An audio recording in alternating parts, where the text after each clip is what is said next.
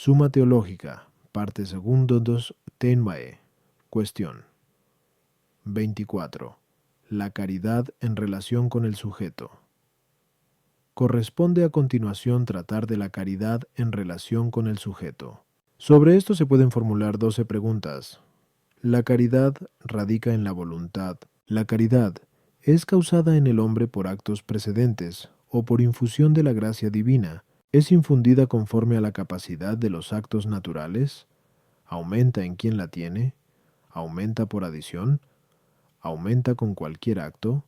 Aumenta ilimitadamente. La caridad en esta vida puede ser perfecta. Los diversos grados de caridad. La caridad puede disminuir. La caridad, una vez poseída, puede perderse. ¿Se pierde por un solo acto de pecado mortal? Artículo 1. ¿Es la voluntad el sujeto de la caridad? Lat. Objeciones por las que parece que la voluntad no es el sujeto de la caridad. Ta. La caridad es amor, y el amor, según el filósofo, está en el concupiscible. En consecuencia, la caridad está en el concupiscible, no en la voluntad. Tú. La caridad es la más excelente de las virtudes, según hemos visto. ¿Qué, pues? 23. Sí. Ahora bien, el sujeto de la virtud es la razón. Parece, pues, que la caridad está en la razón, no en la voluntad. 3. La caridad se extiende a todas las acciones humanas, según el testimonio de la Escritura. Todas vuestras obras sean hechas en caridad. Sibín Cor 16:14. Pues bien, el principio de los actos humanos es el libre albedrío. Parece pues que la caridad está principalmente en el libre albedrío, y no en la voluntad. Contra esto, está el hecho de que el objeto de la caridad es el bien, que es también objeto de la voluntad. En consecuencia, la caridad radica en la voluntad. Respondo, como ya hemos visto, 82. Hay dos apetitos, el sensitivo y el intelectivo, llamado voluntad. El objeto de uno y otro es el bien, aunque de manera diferente. El objeto del apetito sensitivo es, efectivamente, el bien captado por el sentido, mas el objeto del apetito intelectivo o voluntad es el bien bajo la razón común de bien, tal como lo puede captar el entendimiento. Ahora bien, el objeto de la caridad no es un bien sensible, sino el bien divino conocido solo por el entendimiento. Por eso, el sujeto de la caridad no es el apetito sensitivo, sino el intelectivo o voluntad. A las objeciones. 1. El concupiscible es parte del apetito sensitivo, y no del intelectivo, como quedó demostrado en otro lugar. 1Q 31. 2. Por eso, el que radica en el apetito concupiscible es amor del bien sensible, pero el concupiscible no puede abarcar el bien divino, que es de orden inteligible, sino solamente la voluntad. En consecuencia, el concupiscible no puede ser sujeto de la caridad. Según el filósofo en 13 de An, se puede decir que la voluntad está también en la razón, y por eso la caridad, aunque está en la voluntad, no es ajena a la razón. No obstante, la razón no es regla de la caridad, como lo es de las virtudes humanas. Está regulada por la sabiduría de Dios y excede la regla de la razón humana, a tenor de estas palabras de la Escritura. Conocer la caridad de Cristo que supera toda ciencia. F 3:19. Por eso no radica en la razón ni como sujeto, al igual que la prudencia, ni como principio regulador, como es el caso de la justicia o de la templanza. Radica en la razón solamente por cierta afinidad de la voluntad con la razón. Sra. El libre albedrío no es potencia distinta de la voluntad, según hemos dicho. 1 Curas. 4. Y la caridad no está en la voluntad en cuanto facultad del libre albedrío, cuyo acto es elegir, pues, como se dice en Terces Ethic, la elección recae sobre los medios, la voluntad, en cambio, sobre el fin mismo. Por eso resulta más exacto decir que la caridad, cuyo objeto es el fin último, está en la voluntad más que en el libre albedrío. Artículo 2. La caridad es causada en nosotros por infusión. Lat. Objeciones por las que parece que la caridad no es producida en nosotros por infusión. 1. El hombre tiene por naturaleza lo que le es común con todas las criaturas. Ahora bien, según Dionisio en Dediv, a todos es amoroso y amable el bien divino, objeto de la caridad. Luego la caridad existe en nosotros naturalmente y no por infusión. Tanto más fácilmente se puede amar una cosa cuanto más amable es. Pues bien, Dios es soberanamente amable, ya que es el bien sumo, es por lo mismo más fácil amarle a Él que a las demás cosas. Mas para esas cosas no tenemos necesidad de hábitos infusos, luego tampoco para amar a Dios. 3. En palabra del apóstol, el fin de este mandato es la caridad, que procede de un corazón limpio, de una conciencia recta y de una fe sincera. Printim 1,5. Ahora bien, estas tres disposiciones atañen a los actos humanos. En consecuencia, la caridad está producida en nosotros por acciones precedentes, no por infusión. Contra esto está lo que escribe el apóstol. El amor de Dios se ha derramado en nuestros corazones por virtud del Espíritu Santo que se nos ha dado. Rom 5:5. Respondo. Según hemos expuesto, que 1. La caridad es cierta amistad del hombre con Dios fundada en la comunicación de la bienaventuranza eterna. Mas esta comunicación no se da en el plano de los bienes naturales, sino en el de los dones gratuitos. Pues, como escribe el apóstol, el don gratuito de Dios es la vida eterna. Rom 6:23. Por eso mismo, la caridad rebasa la capacidad de la naturaleza. Ahora bien, lo que rebasa la capacidad de la naturaleza no puede ser ni natural ni adquirido por el poder natural, ya que los efectos naturales no trascienden la capacidad de su causa. La caridad, pues, no está en nosotros ni de manera natural ni como efecto de las fuerzas naturales, sino por infusión del Espíritu Santo, amor del Padre y del Hijo, y cuya participación en nosotros es la caridad misma creada, como ya hemos dicho, que 23 a las objeciones. 1. Dionisio habla del amor de Dios fundado en la comunicación de los bienes naturales. Por eso los poseemos todos naturalmente. Mas la caridad se funda en comunicación sobrenatural. No hay, pues, paridad de razones. Dios es de suyo cognoscible en grado sumo, mas no para nosotros, por deficiencia de nuestro conocimiento, que depende de las cosas sensibles, es asimismo soberanamente amable en sí mismo, en cuanto objeto de la bienaventuranza. No lo es, en cambio, para nosotros por la inclinación de nuestro afecto hacia los bienes visibles. Es, pues, necesario que, para amar de esa manera a Dios por encima de todo, sea infundida la caridad en nuestros corazones. Al exponer que la caridad procede en nosotros de un corazón limpio, de una conciencia pura y de una fe sincera, se entiende del acto de caridad a que da lugar ese estado. Se podría decir también que esa clase de actos disponen al hombre para recibir la infusión de la caridad. Otro tanto se podría decir igualmente de lo que afirma San Agustín. El temor introduce la caridad. Y del testimonio de la glosa sobre MT 1:2. La fe engendra la esperanza, y la esperanza la caridad. Artículo 3. ¿Se infunde la caridad a la medida de la capacidad natural? Lat. Objeciones por las que parece que la caridad se infunde a la medida de la capacidad natural. 1. Se lee en San Mateo 25:15, que dio a cada uno según la propia virtud o capacidad. Ahora bien, en el hombre ninguna virtud precede a la caridad más que la natural, ya que, como hemos dicho, que 7. Sin la caridad no hay virtud. Luego la caridad es infundida por Dios en el hombre, según la capacidad de virtud natural. En toda serie de cosas ordenadas entre sí, la segunda está proporcionada a la primera, como ocurre en las cosas, en las que la forma guarda proporción con la materia, y en los dones gratuitos, la gloria lo está con la gracia. Pues bien, la caridad, por ser perfección de la naturaleza, se comporta con ésta como lo segundo con lo primero. Parece, pues, que la caridad es infundida según la capacidad natural.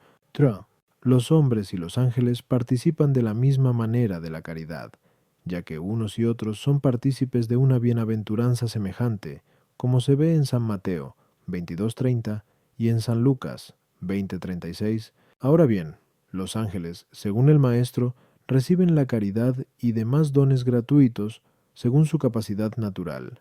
Parece pues que ocurrirá lo mismo en el hombre. Contra esto está el testimonio de San Juan 3:8. El Espíritu sopla donde quiere, y el de San Pablo: todo lo obra el mismo Espíritu repartiéndolo como quiere.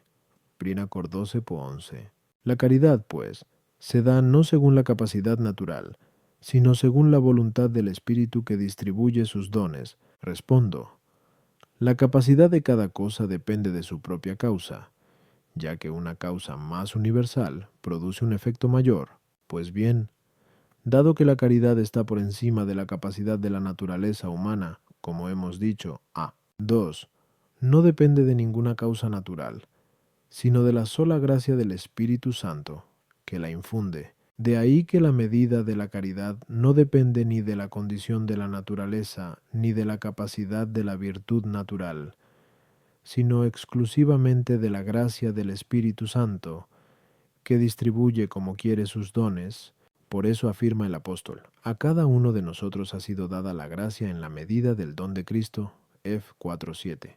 A las objeciones 1, la virtud conforme a la cual otorga Dios a cada uno sus dones es una disposición y una preparación antecedente, o como un impulso de quien recibe la gracia, pero esta preparación o impulso los causa también el Espíritu Santo, moviendo más o menos la mente del hombre según su voluntad.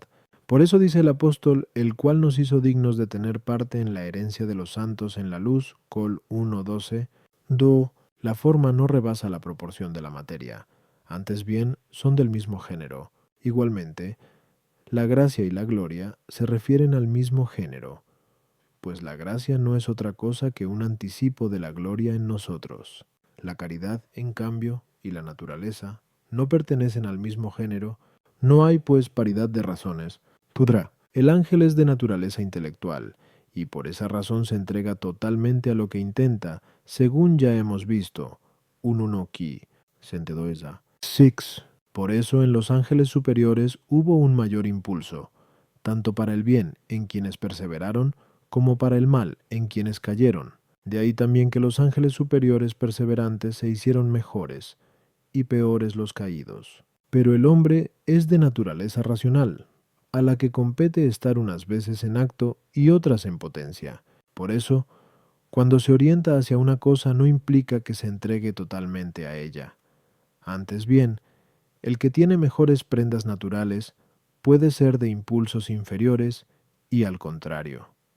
Así, pues, la razón aducida no vale para el hombre. Artículo 4. ¿Puede aumentar la caridad?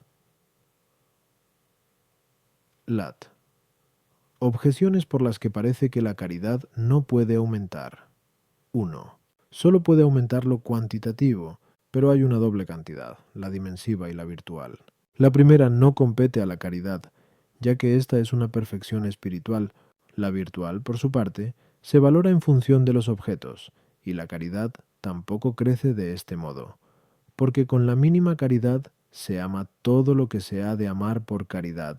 En consecuencia, la caridad no aumenta, no experimenta crecimiento lo que ha llegado al término. Pues bien, la caridad está en el término, por ser la mayor de las virtudes y el sumo amor del bien óptimo. Luego no puede aumentar. El aumento entraña cierto movimiento, por eso lo que crece se mueve. En consecuencia, lo que aumenta esencialmente se mueve también esencialmente. Ahora bien, no hay movimiento esencial si no se da corrupción o generación esencial. Por lo tanto, no se puede dar generación esencial en la caridad si no se genera o corrompe de nuevo, y esto es inadmisible. Contra esto está lo que escribe San Agustín Super Ioan. La caridad merece aumento de tal manera que, aumentada, merezca también ser perfeccionada. Respondo: la caridad en la presente vida puede recibir aumento. Somos en efecto viadores porque caminamos hacia Dios, último fin de nuestra bienaventuranza. En este camino, tanto más adelantamos cuanto más nos acercamos a Dios, a quien nos acercamos no a pasos corporales, sino con el afecto de nuestra alma. Este acercamiento es obra de la caridad, pues por ella la mente se une a Dios. Por eso es condición de la caridad de la presente vida, que pueda crecer, pues de lo contrario cesaría el caminar, y esta es la razón por la que el apóstol llama a la caridad camino diciendo: os indico un camino más excelente. Pinacor 12:31. A las objeciones. 1. No compete a la caridad la cantidad dimensiva, sino sólo la virtual. Esta se aprecia no solamente por el número de objetos que se aman, en el sentido de que sean pocos o muchos, sino también por la intensidad del acto, de manera que una cosa se ame más o menos. En este sentido crece la cantidad virtual de la caridad. ¿Tú? La caridad está en el término por parte del objeto, en cuanto que este objeto es el sumo bien. De ello se sigue que sea la más excelente de las virtudes, pero no toda caridad está en lo sumo en cuanto a la intensidad del acto. Hay quienes sostienen que la caridad aumenta no en su esencia, sino por su mayor radicación en el sujeto o según el grado de fervor, pero esto es ignorar el sentido de las palabras. Efectivamente, siendo accidente la caridad, su propio ser consiste en estar inherente. Por eso, aumentar en su esencia no significa otra cosa que adherirse más al sujeto, que es lo mismo que tener mayor radicación en él. Al mismo tiempo, la caridad es esencialmente virtud ordenada al acto. De ahí que es lo mismo recibir aumento en su esencia que ser capaz de producir un acto de amor más ferviente. Aumenta, pues, esencialmente no en el sentido de que empiece a estar o deje de estar en un sujeto, como lo plantea la objeción, sino en el de que empieza a estar más y más en el sujeto. Artículo 5. ¿Aumenta la caridad por adición? Lat. Objeciones por las que parece que la caridad aumenta por adición. 1. Así como hay aumento de cantidad corporal, lo hay también por cantidad virtual. Pues bien, el aumento por cantidad corporal se da por adición, ya que según el filósofo en Ide Jenner, o el aumento es adición a la magnitud preexistente, el aumento, pues, de la caridad que se da por la cantidad virtual se produce también por adición. 2. La caridad es en el alma como una luz espiritual, según el testimonio de la Escritura. El que ama a su hermano está en la luz. 1 Joan 2:10. Ahora bien, la luz crece en el aire por adición. Como aumenta la luz, encendiendo otra candela, la caridad, por consiguiente, crece por adición. Corresponde a Dios aumentar la caridad como le corresponde crearla, según el testimonio del apóstol. Acrecentará los frutos de vuestra justicia. Sed 2 Cor 9:10. Pues bien, al infundir por primera vez la caridad en el alma, produce Dios en ella algo que antes no existía. De igual forma, al aumentar la caridad, produce en el alma algo que no había aún en ella. Por lo tanto, la caridad aumenta por adición. Contra esto, está el hecho de que la caridad es una forma simple. Pues bien, lo simple añadido a lo simple no torna la realidad mayor, como prueba el filósofo en Sewise Physic. La caridad, pues, no aumenta por adición. Respondo. En toda adición se añade una cosa a otra. Por eso, en toda adición es necesario, antes de efectuarla, captar al menos como distintas esas cosas. Sí, pues, se añade caridad a caridad. Es necesario presuponer la caridad adicionada como distinta de la caridad a la que se suma, sino con distinción real, al menos conceptual. Dios podría, en efecto, aumentar una cantidad corporal añadiéndole otra magnitud no preexistente, sino creada. Esta magnitud, aunque inexistente antes, tiene, no obstante, en sí misma, la razón para distinguirse de la cantidad a la que se añade. Sí, pues la caridad se añade a la caridad. Hay que presuponer, al menos conceptualmente, alguna distinción entre ambas. Ahora bien, en las formas hay una doble distinción, la específica y la numérica. La específica, en el caso de los hábitos, proviene de la diversidad de los objetos. La numérica, en cambio, de la diversidad del sujeto. Puede, pues, ocurrir que un hábito crezca por adición al abarcar objetos a los que antes no se extendía. Es el modo de crecer la ciencia de la geometría en quien descubre nuevos teoremas antes desconocidos, pero esto no es aplicable al caso de la caridad, ya que aun la mínima caridad se extiende a todo lo que debe ser amado con ella. En consecuencia, en el aumento de la caridad no se da esa adición, que habría de suponer la distinción específica entre la caridad añadida y aquella a la que se añade. Por lo tanto, si hay adición de caridad a caridad, no quedaría otra que la que presupone la distinción numérica, la cual se da por la diversidad de los sujetos, como la blancura se acrecienta añadiendo blanco a blanco, aunque con ello no se haga una cosa más blanca. Pero esto no hace al caso presente, en efecto, dado que el sujeto de la caridad no es otro que el alma racional, su aumento no podría hacerse, sino añadiendo un alma racional a otra, cosa imposible, y aun en el supuesto de que fuera posible ese aumento, haría mayor el ser amante, pero no más amador. En consecuencia, la caridad de ninguna manera puede aumentar, añadiendo caridad a caridad, como sostienen algunos. Por consiguiente, la caridad aumenta solo porque quien la recibe participa más y más de ella, o sea, está más actuado por ella y se encuentra más sometido. Esta clase de aumento, en realidad, es propia de toda forma cuya intensidad aumenta, pues el ser propio de esa forma consiste en adherirse totalmente al sujeto en que radica, dado pues que la magnitud de una cosa responde a su ser, una forma será mayor por unirse más al sujeto, y no porque sobrevenga otra forma. Esto último pudiera darse si una forma tuviera cantidad por sí misma y no por su radicación en el sujeto. En conclusión, la caridad aumenta por intensificarse más en el sujeto, y es lo mismo que decir que aumenta según su esencia. Su aumento no se da por adición de caridad a caridad. A las objeciones. 1. La cantidad corporal tiene algo como cantidad y algo como forma accidental. Por ser cantidad, se la distingue por su ubicación o por el número. Bajo este aspecto, el crecimiento de su magnitud se considera por adición, como se ve en los animales.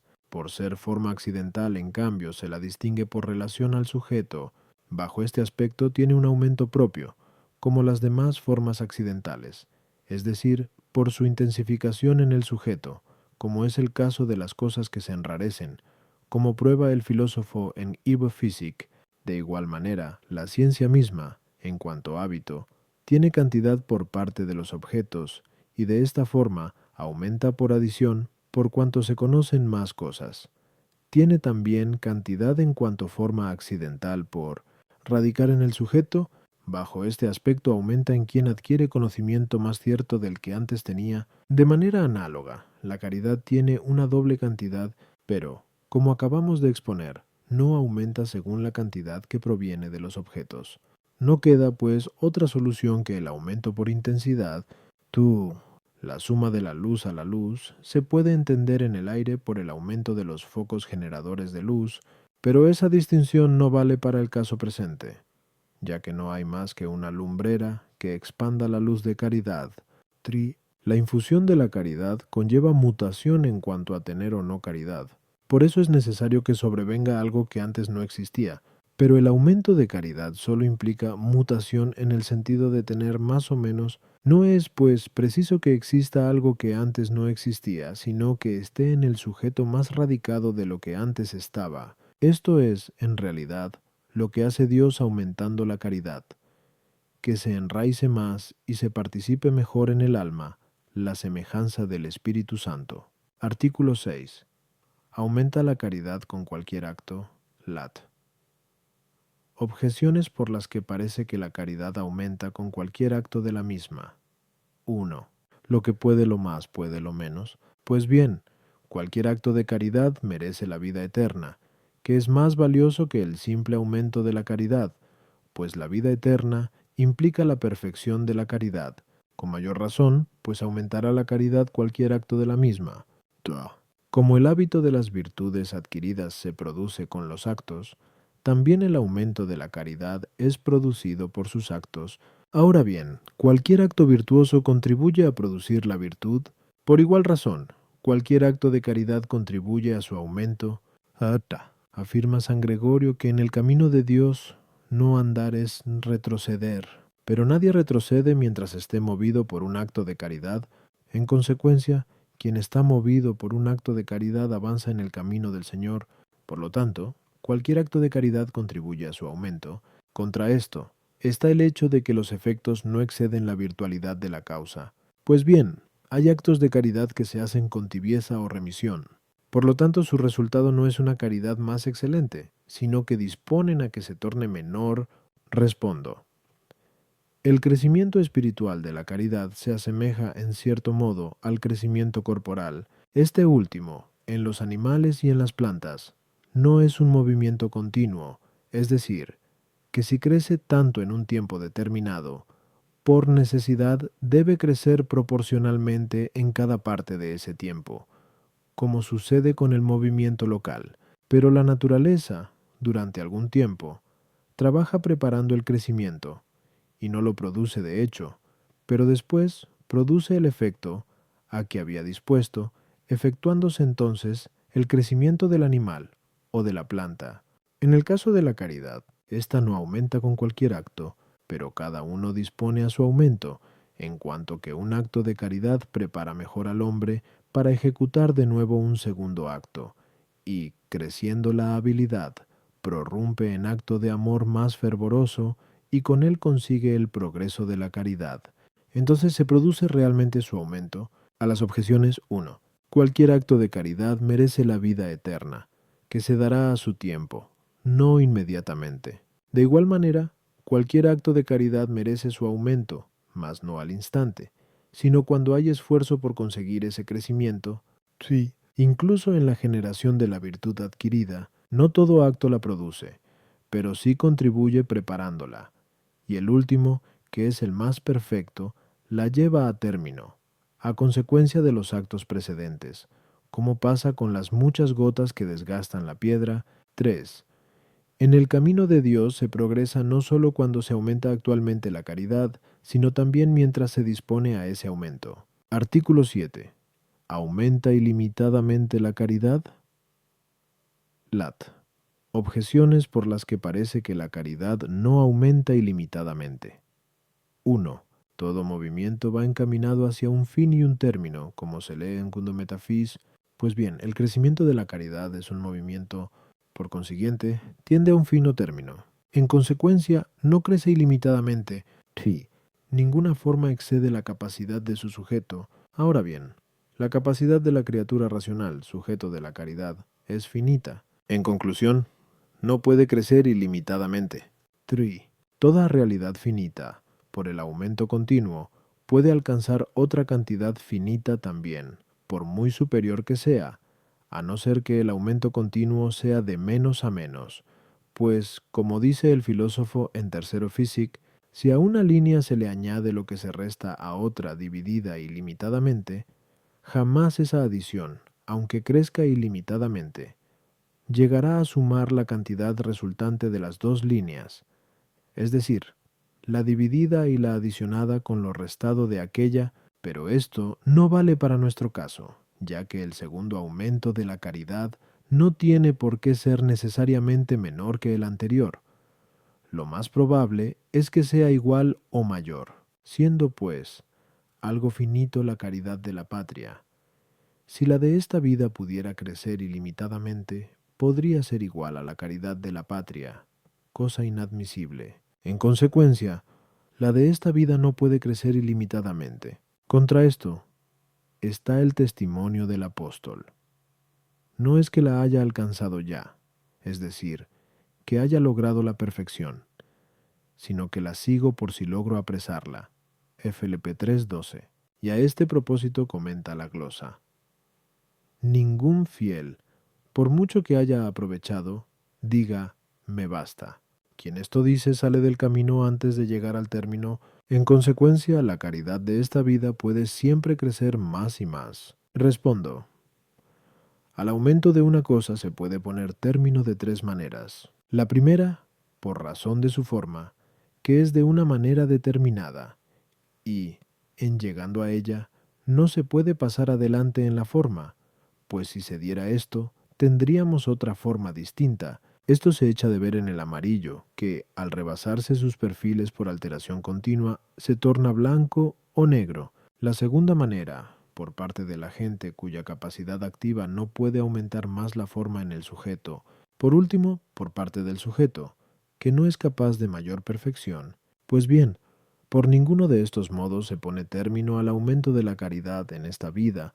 La caridad misma, por su propia especie, no tiene límite en su crecimiento, dado que es una participación de la infinita caridad, que es el Espíritu Santo. Es igualmente de virtud infinita la causa del aumento de la caridad, Dios. Por último, tampoco por parte del sujeto se puede señalar límite a ese aumento, ya que, creciendo la caridad, se incrementa la capacidad para un aumento superior. En suma, no se puede señalar término al crecimiento de la caridad en esta vida. A las objeciones 1. El aumento de la caridad tiende indudablemente a algún fin, pero semejante fin no está en esta vida, sino en la otra. Du. La caridad aumenta la capacidad de la criatura espiritual, pues por ella se dilata el corazón a tenor de estas palabras. Nuestro corazón se ha dilatado. 2 Cor 6:11. Queda pues aptitud para un aumento mayor. 3. La razón aducida vale para las cosas que tienen cantidad de la misma naturaleza, no así para las que la poseen diferente. La línea, por mucho que crezca, nunca llegará a ser superficie. No es, en cambio, del mismo orden la cantidad de caridad de esta vida, consiguiente al conocimiento de la fe, y la de la patria, donde la visión será cara a cara. No es, pues, válido el argumento. Artículo 8. ¿Puede ser perfecta la caridad en esta vida? Lat. Objeciones por las que parece que la caridad no puede ser perfecta en esta vida. 1. Esta perfección se habría dado razonabilísimamente en los apóstoles, y de hecho no se dio en ellos como expresa el apóstol. No es que la haya alcanzado, es decir, que haya logrado la perfección. Felpe 3:12. La caridad, pues, no puede ser perfecta en esta vida. Du, afirma San Agustín en el libro Octog Trium Quest. El alimento de la caridad es la disminución de la concupiscencia. Donde está la perfección de la caridad no puede haber concupiscencia alguna. Ahora bien, esto no es posible en la presente vida, en la que, según San Juan, no podemos vivir sin pecado. Si dijéramos que no tenemos pecado, afirma, nos engañamos. 1 en 1 Atárano 1:8. Pues bien, todo pecado proviene de alguna codicia desordenada. En consecuencia, no puede ser perfecta la caridad en esta vida. 3. Lo que es ya perfecto no puede acrecentarse más. Pero la caridad, como hemos expuesto, a 7, puede acrecentarse, por consiguiente no puede ser perfecta en esta vida. Contra esto está lo que escribe San Agustín en Superprim. Canonic Loan. Al robustecerse la caridad se perfecciona.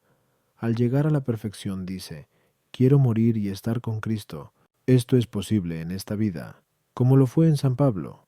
F. 1:23. Por lo tanto, la caridad puede ser perfecta en esta vida. Respondo. La perfección de la caridad se puede entender de dos maneras: por parte del objeto amado y por parte del sujeto que ama. Por parte del objeto amado puede ser, efectivamente, perfecta la caridad si se le ama cuanto es amable. Y Dios es tan amable cuanto bueno. Como su bondad es infinita, es infinitamente amable. Ahora bien, no hay criatura alguna que pueda amarle de manera infinita, pues toda criatura es finita. En este sentido, pues, no puede ser perfecta la caridad de ninguna criatura. Solamente lo es la caridad con que Dios se ama a sí mismo. Por parte del sujeto que ama se dice que es perfecta la caridad cuando se ama tanto como es posible. Esto puede acaecer de tres modos. Primero, que todo el corazón del hombre esté transportado en Dios de una manera actual y continua. Esta es la perfección de la caridad en la patria, mas no en esta vida, en la que, por debilidad de la vida humana, es imposible pensar siempre en Dios y moverse por amor a Él. Segundo, que el hombre ponga todo empeño en dedicarse a Dios y a las cosas divinas, olvidando todo lo demás, en cuanto se lo permitan las necesidades de la vida presente. Esta es la perfección de la caridad posible en esta vida, aunque no se dé en todos los que tienen caridad. Tercero, poniendo habitualmente todo el afecto en Dios, es decir, amarle de tal manera que no se quiera ni se piense nada contrario al amor divino. Esta es la perfección corriente de cuantos tienen caridad. A las objeciones 1. El apóstol niega que tenga la perfección de la patria. Por eso comenta la glosa: era perfecto viador, pero no había llegado aún al final del camino. No tú. Esto se dice de los pecados veniales, los cuales no contrarían al hábito, sino al acto de la caridad. De este modo, no se oponen a la perfección de la vida presente, sino a la de la patria. 3. La de esta vida no es perfección absoluta, es siempre susceptible de crecimiento. Artículo 9. Está bien distinguir en la caridad 3 grados: incipiente, aprovechada y perfecta, lat. Objeciones por las que parece que no es apropiada la distinción de la caridad en estos 3 grados: incipiente, aprovechada y perfecta. 1. Entre el principio de la caridad y su perfección última hay muchos grados intermedios. En consecuencia, no se debió poner uno solo intermedio. Cuando comienza la caridad, empieza también a aprovechar. No se debe, pues, establecer distinción entre caridad incipiente y caridad aprovechada. 3. Por grande que sea el grado de perfección de la caridad en este mundo, puede aumentar aún más, como ya hemos dicho, hasta 7. Ahora bien, aumentar la caridad es aprovechar en ella. En consecuencia, no debe distinguirse la caridad perfecta de la aprovechada. En conclusión, no procede asignar esos 3 grados a la caridad. Contra esto está lo que escribe San Agustín en Superprim, Canonic. Ioan, cuando la caridad ha nacido, se nutre, es la de los principiantes. Nutrida, se robustece, la de los aprovechados. Siendo robusta, se perfecciona, la de los perfectos. Hay pues un triple grado de caridad. Respondo. Bajo algunos aspectos, el crecimiento de la caridad puede ser comparado con el crecimiento corporal del hombre. Este, aunque se pueden distinguir muchos grados, presenta, no obstante, determinados periodos muy bien determinados, caracterizados por las distintas actividades o aficiones hacia las que es impulsado el hombre a medida que va creciendo. Así existe la edad infantil, antes de llegar al uso de la razón. Viene después un segundo estado, que corresponde al momento en que comienza a hablar y a razonar. Luego, un tercer estado, el de la pubertad, cuando el hombre es apto para engendrar. Y así, desde ese momento hasta que logra su desarrollo perfecto. De forma semejante, en la caridad se distinguen también diversos grados según las preocupaciones dominantes que impone al hombre con su aumento. En primer lugar, la preocupación primordial del hombre debe ser apartarse del pecado y resistir a las concupiscencias que le mueven en sentido contrario al de la caridad. Es la ocupación de los principiantes, cuya caridad se debe nutrir y fomentar para que no se pierda. Después de esta viene una segunda preocupación, que es trabajar principalmente para progresar en el bien. Esta preocupación es la propia de los aprovechados, que se esfuerzan principalmente en robustecer la caridad por el crecimiento. Llega, por fin, un tercer grado en el que la preocupación del hombre va encaminada principalmente a unirse con Dios y a gozar de Él. Es el grado de los perfectos, los cuales desean morir y estar con Cristo. Es en síntesis lo que vemos en el movimiento corporal, en el que distinguimos 3 momentos. Primero, arrancar del punto de partida. Segundo, acercamiento al término. Finalmente, descansar en él. A las objeciones. 1. Las distinciones intermedias que pueden apreciarse en el aumento de la caridad quedan comprendidas bajo los 3 grados expuestos, al igual que cualquier división del continuo va comprendida dentro de estos 3, principio, medio y fin, como enseña el filósofo en I de Caelo. Tua. Quienes comienzan en la caridad, aunque progresen, se preocupan sobre todo de resistir al pecado, cuya impugnación les preocupa, pero después, sintiendo menos esa lucha y como más seguros, se esfuerzan por llegar a lo perfecto. Construyendo con una mano, tienen la espada en la otra, como escribe Esdras a propósito de los que reconstruían Jerusalén. Ne 4:17. 3. También los perfectos progresan en la caridad, mas no es esa su principal preocupación. Lo que sobre todo les preocupa es unirse a Dios, y aunque esta preocupación la compartan también los principiantes y los aprovechados, tienen sin embargo preocupación por otras cosas, los principiantes por evitar el pecado, los aprovechados por adelantar en virtud. Artículo 10. ¿Puede disminuir la caridad? Lat objeciones por las que parece que puede disminuir la caridad. 1. Los contrarios se producen respecto de la misma realidad. Pues bien, el aumento y la disminución son contrarios. Por lo tanto, creciendo la caridad, como hemos dicho, a 4, parece que puede también disminuir tu. Hablando con Dios, San Agustín en Ex Confess se expresa así: te ama menos quien contigo ama otras cosas. Y en el libro Octog Triumquost, el alimento de la caridad es la disminución de la concupiscencia. Parece, pues, que a la inversa, el crecimiento de la concupiscencia entraña también la disminución de la caridad, pero la concupiscencia con que se ama algo fuera de Dios puede crecer en el hombre. En consecuencia, la caridad puede disminuir. 3. En expresión de San Agustín, en Vitus Supergenesim ad lit, Dios no realiza la justificación del hombre de tal forma que, si se alejase, permaneciera su obra en aquel de quien se aleja, de lo cual resulta que, conservando la caridad en el hombre, Dios obra en él del mismo modo que cuando la infunde por primera vez. Ahora bien, en la infusión primera de la caridad, Dios la infunde en grado menor en quien está menos preparado. En consecuencia, conservándola, la conservará también en grado menor en quien esté menos preparado. En conclusión, la caridad puede disminuir. Contra esto está el hecho de que la Escritura compara la caridad con el fuego, a tenor de estas palabras: sus lámparas son lámparas de fuego. Cant 8:6. Ahora bien, el fuego mientras existe siempre sube, luego la caridad, mientras permanezca, puede subir, pero descender, esto es, disminuir, nunca. Respondo: la cantidad de caridad con relación a su objeto propio, según hemos expuesto, a 4 a 5, no puede ni disminuir ni aumentar. Pero, dado que recibe aumento por parte del sujeto, conviene considerar si en este sentido puede o no disminuir. Pues bien, en la hipótesis de que disminuya, hay que considerar también si lo hace por algún acto, o simplemente absteniéndose de él. De este último modo disminuyen las virtudes adquiridas con actos, y a veces desaparecen, como hemos expuesto, 1-2 qui, 23 a 3.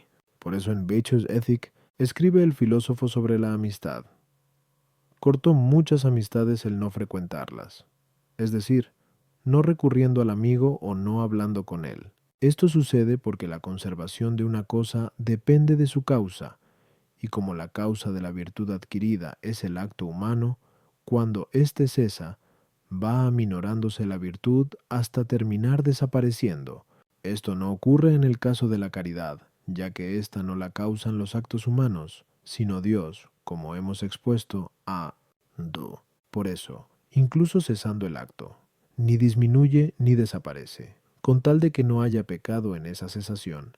De todo esto se debe concluir que la disminución de la caridad no puede tener otra causa que Dios o algún pecado. Dios, en verdad, no nos inflige ninguna disminución sino por vía de pena, en cuanto que retira la gracia en pena del pecado. Por eso tampoco puede disminuir la caridad sino a modo de pena, y ésta se debe al pecado. La consecuencia de esto es que, si disminuye la caridad, su causa efectiva o meritoria es el pecado. El pecado mortal, por su parte, no disminuye la caridad de ninguno de esos modos, sino que la destruye totalmente, la destruye de manera efectiva, porque todo pecado mortal es contrario a la caridad, como veremos después. A 12.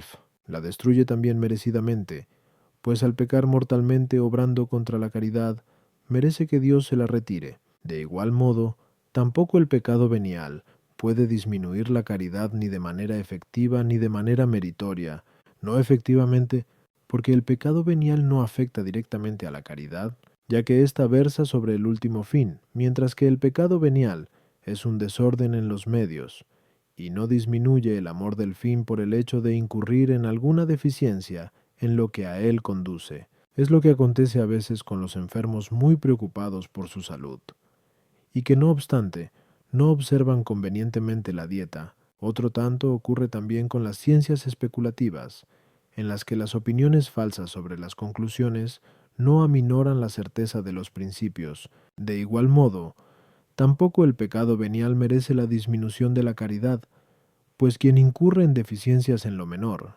no merece por ello sufrir detrimento en lo mayor. Dios en realidad no se aparta del hombre sino cuanto éste se aparta de Dios. Así, quien se comporta desordenadamente en lo que lleva al fin, no merece sufrir detrimento en la caridad, que ordena al hombre al fin último. En consecuencia, la caridad no puede sufrir detrimento. Si tomamos esta palabra en sentido directo, puede, no obstante, en sentido indirecto, llamarse disminución en cuanto disposición a la corrupción, disposición que viene de los pecados veniales, o también de la falta de ejercicio de la caridad a las objeciones. 1. Los contrarios versan sobre el mismo objeto cuando el sujeto se relaciona de la misma manera con uno y otro. La caridad, empero, no se relaciona de la misma manera con el aumento y la disminución. Puede efectivamente tener una causa que la aumente, pero no tiene una causa que la disminuya, como hemos dicho. La objeción, pues, no concluye su. Hay una doble concupiscencia. Una de ellas pone el fin en las criaturas. Esta mata del todo la caridad, ya que, según San Agustín, es su veneno. Esto hace que Dios sea menos amado que lo que debe ser por caridad, no disminuyendo, sino destruyendo totalmente la caridad. En este sentido debe interpretarse la expresión te ama menos quien contigo ama alguna otra cosa, ya que a continuación añade, porque no ama por ti. Esto sucede solamente en el pecado mortal, no en el venial, pues lo que se ama en el pecado venial se ama por Dios habitualmente, aunque no actualmente. Pero hay también otra concupiscencia, la del pecado venial. Esta está siempre aminorada por la caridad, pero no puede disminuir la caridad por la razón que ya hemos expuesto. Triqui. En la infusión de la caridad se requiere un movimiento del libre albedrío, como ya hemos dicho, 1, 2, Q, Synthetia 3. Por eso lo que disminuye la intensidad del libre albedrío contribuye, como disposición, a que la caridad a infundir sea de menor grado, mas para conservar la caridad no se requiere movimiento del libre albedrío, ya que, de lo contrario, no permanecería en quienes duermen. De ahí que el defecto de intensidad en el movimiento del libre albedrío no conlleve la disminución de la caridad. Artículo 11. ¿Puede perderse la caridad una vez poseída? Lat. Objeciones por las que parece que la caridad, una vez poseída, no se puede perder. 1. Si se pierde, será solamente por el pecado. Pues bien, quien tiene caridad no puede pecar, ya que se lee en San Juan 1 Nenin 3:9. Todo el que ha nacido de Dios no peca, porque su semilla queda en él, y no puede pecar porque ha nacido de Dios, pero según San Agustín en 15 de Trin, la caridad la tienen solamente los hijos de Dios, ya que ella es la que separa a los hijos del reino de los hijos de la perdición. En consecuencia, quien tiene caridad no la puede perder. Du, afirma San Agustín en Béton de Trin, que el amor, si no es verdadero, no debe llamarse amor. Ahora bien, como afirma en la carta Ad Iulianum Comitem, la caridad que puede perderse nunca fue verdadera. Por lo tanto, no ha habido caridad. En consecuencia, si se tiene una vez, nunca se pierde. 3. Dice San Gregorio en la homilía de Pentecostés: el amor de Dios obra grandezas si existe. Si deja de obrar, no es caridad. Pues bien, nadie obrando grandezas pierde la caridad. En consecuencia, si la caridad arraiga, no se puede perder. 4. Finalmente, el libre albedrío no se inclina al pecado a no ser por algún motivo que le impulsa a él. Ahora bien, la caridad excluye todo motivo de pecar, como son el amor propio, la concupiscencia o cosas por el estilo. La caridad, pues, no puede perderse. Contra esto está lo que se lee en la Escritura, Ap 2:4. Tengo en tu contra haber dejado la caridad primera. Respondo: por la caridad habita en nosotros el Espíritu Santo, como se deduce de lo que dejamos expuesto. Amanun incesenso 2Q. Desetea so. Partiendo de ahí podemos considerar la caridad de tres maneras. La primera, de parte del Espíritu Santo, que mueve al alma a amar a Dios. Por esta parte, la caridad goza de impecabilidad por virtud del Espíritu Santo, que realiza infaliblemente lo que quiere, resulta por lo mismo imposible que sean al mismo tiempo verdad estas dos cosas, que el Espíritu Santo quiera mover a uno al acto de caridad, y que éste pierda la caridad pecando, ya que el don de perseverancia se encuentra entre los beneficios de Dios, gracias a los cuales quienes son librados lo son ciertísimamente, como escribe San Agustín en el libro de Praed Est. Sanct. En segundo lugar, se puede considerar la caridad en su propia esencia. Bajo este aspecto, la caridad no puede sino lo que corresponde a su esencia. Por eso no puede pecar. Lo mismo que ni el calor puede enfriar ni la injusticia hacer bien, como se expresa San Agustín en el libro de Serm. Se puede finalmente considerar la caridad por parte del sujeto, que es voluble, según la libertad del libre albedrío. Esta relación de la caridad con el sujeto se puede, sin embargo, considerar de dos maneras. Bajo la razón formal de la relación de la forma con la materia, y bajo la especial razón de las relaciones entre el hábito y la potencia, corresponde, en primer lugar, a la forma existir en el sujeto de manera admisible cuando no informa toda la potencialidad de la materia, como se ve en las formas de los seres susceptibles de generación y de corrupción. En estos casos, la materia recibe una forma, quedándole todavía potencia para otra, como si la potencialidad de la materia no estuviera llena con su forma. Por eso puede perderse una forma con la recepción de otra. Pero la forma del cuerpo celeste se recibe de manera inadmisible, porque llena la potencialidad de la materia, de suerte que no le queda potencia para otra. Es lo que sucede con la caridad de la patria. Es inadmisible porque llena de manera total la potencialidad de la mente racional, en cuanto que todos sus movimientos se dirigen continuamente a Dios. La caridad de la presente vida, en cambio, no llena de esta manera la potencialidad de su sujeto, porque no tiende siempre en acto a Dios. Por eso, cuando no tiende actualmente a Dios, la caridad es susceptible de ser perdida. Por otra parte, lo propio del hábito es inclinar la potencia a obrar en la forma a él adecuada, haciendo parecer bueno lo que le es conforme, y malo lo que le es contrario. Pues lo mismo que el gusto aprecia los sabores según su disposición, la mente del hombre juzga también lo que debe hacer según su habitual disposición. Por eso en Tres Ethic dice el filósofo que cada uno aprecia el fin según es el mismo. En consecuencia, será inadmisible la caridad donde lo que armonice con ella no puede ser sino bueno, o sea, en la patria, en donde se ve a Dios en su esencia, que es la bondad misma por esencia. Por eso la caridad de la patria no puede perderse. Puede perderse, empero, la caridad de la vida presente, puesto que se encuentra en un estado en el que no se ve la esencia de Dios. A las objeciones 1. San Juan, en el texto citado, habla del poder del Espíritu Santo, con cuya protección vuelve inmunes del pecado a quienes mueve a su placer. 2. No es verdadera caridad la que por su misma esencia puede abandonarse. Equivaldría esto a amar a tiempos y luego dejar de amar, lo cual no sería propio del verdadero amor. Pero si se pierde la caridad por volubilidad del sujeto, eso acontece contra la tendencia que entraña el acto de caridad, y esto no repugna a la esencia de la caridad. 3. El amor de Dios se propone siempre realizar grandes cosas, porque corresponde a la naturaleza misma de la caridad, pero no siempre llega a realizar esas grandes cosas por la condición del sujeto.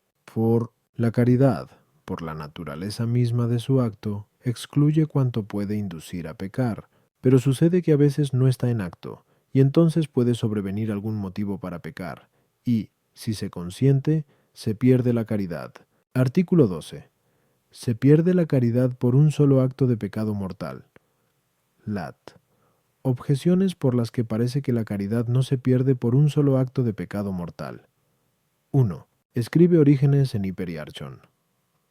Si el tedio se apodera alguna vez de alguno de los llegados a un grado sumo de perfección, no creo que instantáneamente se derrumbe y caiga, sino que ha de caer paulatinamente y por partes. Ahora bien, el hombre cae perdiendo la caridad.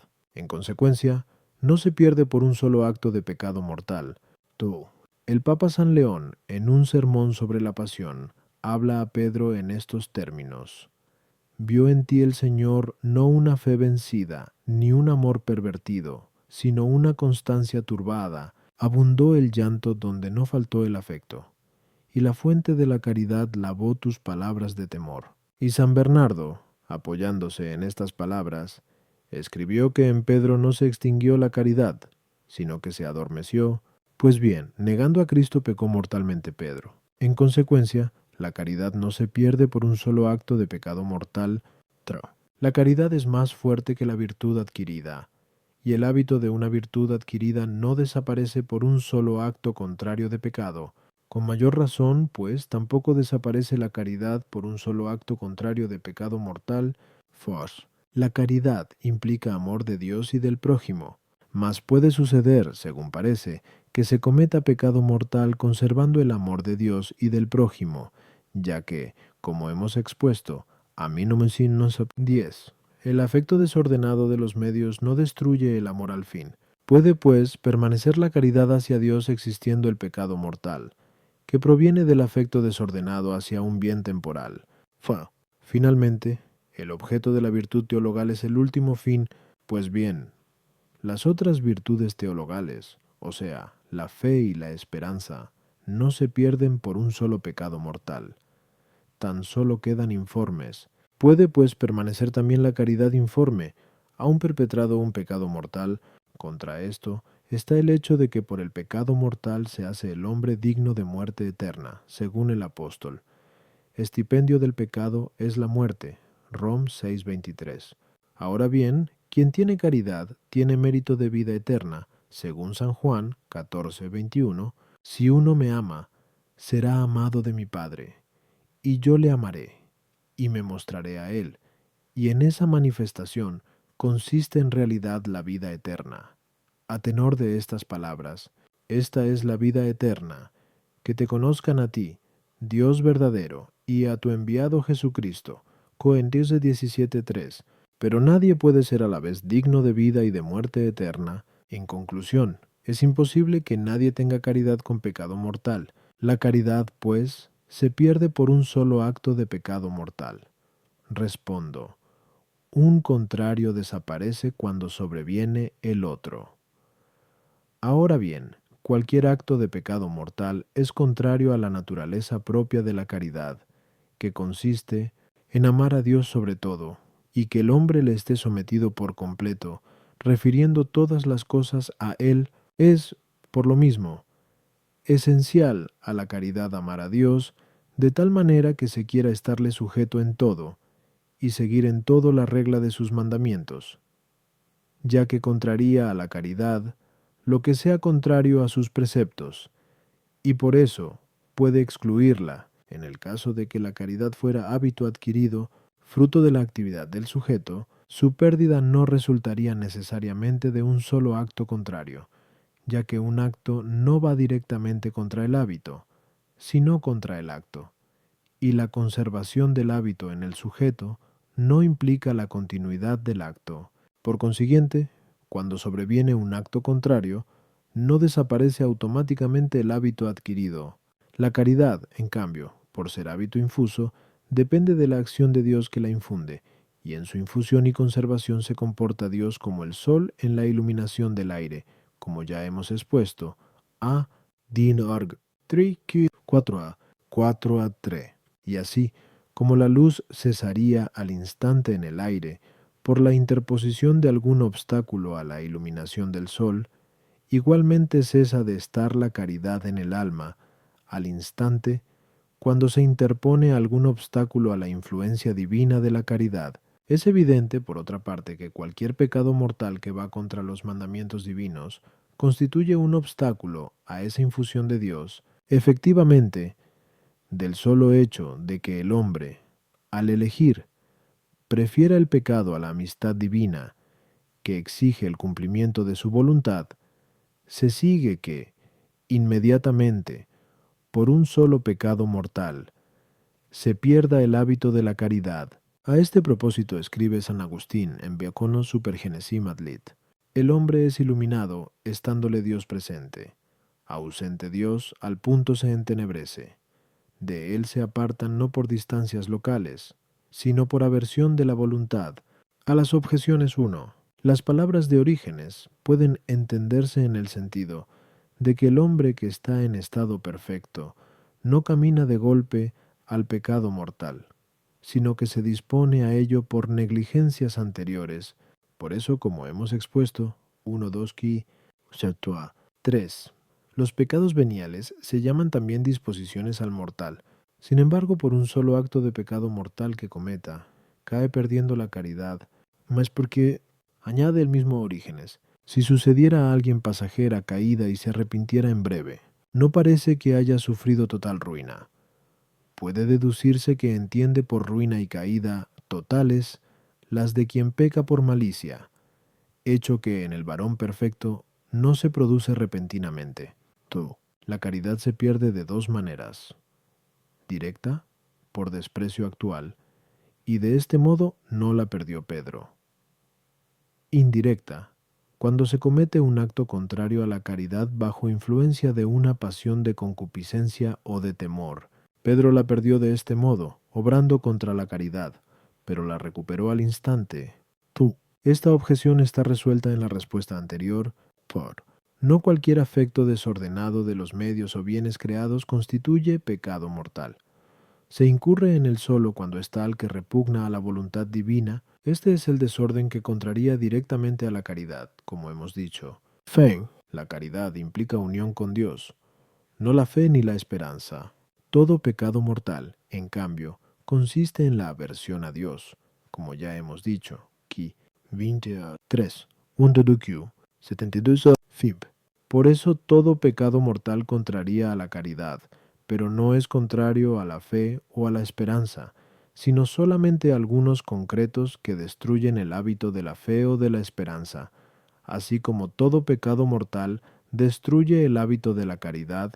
Resulta, por tanto, evidente que la caridad no puede permanecer informe, ya que es la última forma de la virtud, porque hace referencia a Dios como fin último, según hemos dicho.